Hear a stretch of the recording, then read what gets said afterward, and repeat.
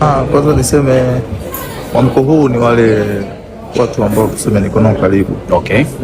Kuna watu niko nao karibu, tunawasiliana na wakanipa kwa kuna jambo moja mbili tatu, na kwa sababu ni mwekezaji kwa hiyo nafuatilia mambo mawili matatu, kwa sio yote sikuja tena michezo lazima ufuatilie huko na huko.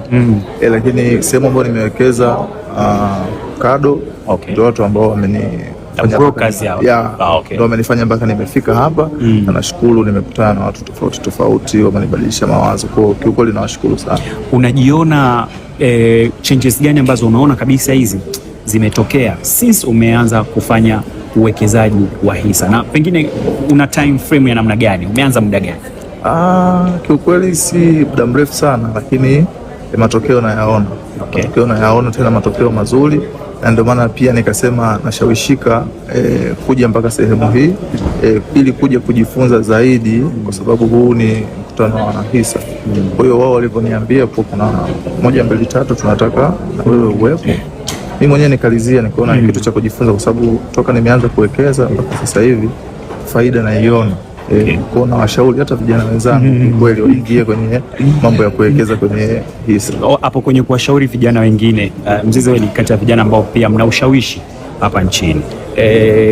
Umesema hapo kwamba unawashawishi pia nao waje kuwekeza katika masuala mazima ya hisa, lakini kuna swala ambalo watu walizungumza sana, pengine nayo inaweza kukuta limekukumba, swala kuamini kwamba hiki ninachokianza kinaenda kunipa matokeo. Hebu zungumza naye juu ya hiyo hali ya kuamini kwamba unaweza ukaanza leo and then kesho mambo yakawa na nini.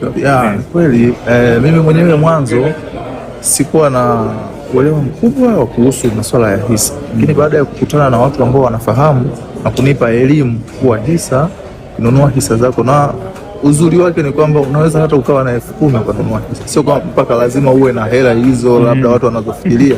Hapana. Kwa hiyo ni kitu kizuri sana ambacho hata wewe kijana mwenye kipato chochote unaweza kuwekeza kwenye hisa, na ukashangaa hadi siku zinavyozidi kwenda ukajikuta unajipatia kipato ambacho ni kizuri, na tukajitoa kwenye hali zetu, kwa sababu tunajua familia zetu.